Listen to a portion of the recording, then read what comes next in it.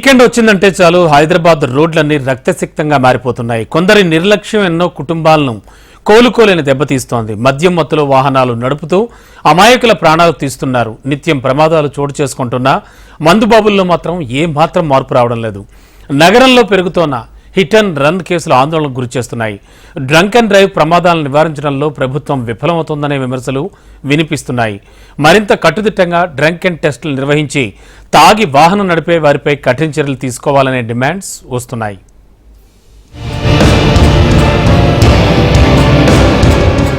హైదరాబాద్ నగర రోడ్లు రాత్రి అయ్యిందంటే చాలు రేసింగ్ ట్రాక్లవుతున్నాయి. ఖరీదైన కార్లు ఓవైపు, లెక్కలేని నిర్లక్ష్యపు డ్రైవింగ్ మరోవైపు. ఇవి చాలదన్నట్లు ఒళ్ళు తెలియనంతగా తప్పతాగి రోడ్లపైకి వస్తున్న కొందరు యాక్సిడెంట్స్ చేస్తూ అమాయకుల ప్రాణాలను బలి తీసుకుంటున్నారు. డ్రంక్ అండ్ డ్రైవ్ల కారణంగా ఇప్పటికే వందలాది మంది ప్రాణాలు కోల్పోగా తాజాగా రాయదుర్గంలో జరిగిన ఓ ఘోర ప్రమాదం ఓ అమాయకుడిని మృత్యు ఒడికి చేర్చింది.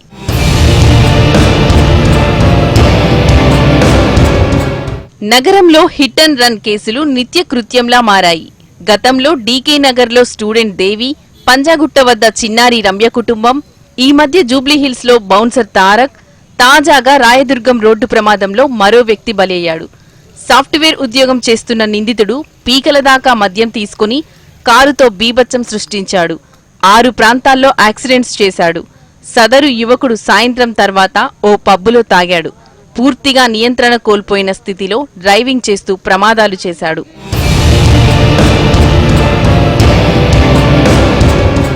డ్రంక్ అండ్ డ్రైవింగ్ టెస్టులు పూర్తిగా నిర్వహించకపోవడం వల్లే ప్రమాదాలు జరుగుతున్నాయన్నది కాదనలేని నిజం.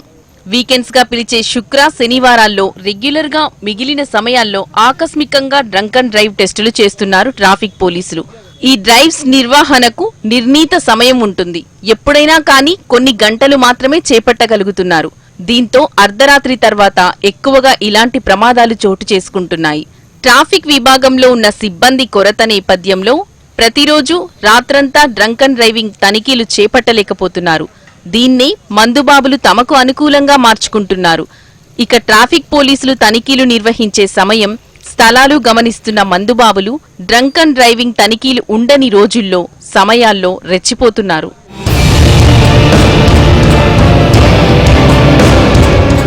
పబ్బులు, బార్లలో ఎవరైనా మద్యం సేవిస్తే వారు వాహనాలు డ్రైవింగ్ చేయకుండా నిర్వాహకులు జాగ్రత్తలు తీసుకోవాలి. ప్రత్యామ్నాయ డ్రైవర్ వచ్చేదాకా వారిని నిలువరించడం లేదా క్యాబ్లో పంపాలి. ఇటీవల కొత్త ఏడాది వేడుకల సందర్భంగానూ పోలీసులు పబ్బులు, బార్ల నిర్వాహకులకు ఇదే విషయాన్ని స్పష్టం చేశారు. కానీ ఇప్పుడు అలాంటిదేమీ అమలవ్వడం లేదు. సాధారణంగా రోడ్డు ప్రమాద సంబంధ ఉదంతాలు చోటు చేసుకున్నప్పుడు పోలీసులు ఐపీసీలోని సెక్షన్ 304 కింద కేసు నమోదు చేస్తారు. డ్రంక్ అండ్ డ్రైవింగ్ చేస్తూ ఎదుటివారి మరణానికి కారణమైన వారిపై ఐపీసీలోని సెక్షన్ 304 పార్ట్ 2 కింద కేసు నమోదు చేయడం ప్రారంభించారు. ఇలాంటి కేసుల్లో బెయిల్ సైతం తొందరగా లభించదు. న్యాయస్థానంలో నిరూపితమైతే గరిష్టంగా 10 ఏళ్ల నుంచి జీవిత ఖైదు లేదా జరిమానా లేదా రెండూ విధించే అవకాశం ఉంది. ఈ సెక్షన్ కింద నమోదైన కేసుల్లో ముందస్తు బెయిల్ సైతం లభించదు.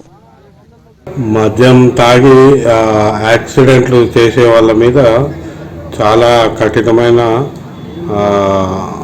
శిక్ష పడే విధంగా వ్యవస్థను మార్చాల్సిన అవసరం ఉంది. ఎందుకంటే చాలామంది అమాయకులు ప్రాణాలు కోల్పోతున్న పరిస్థితి చూస్తున్నాం.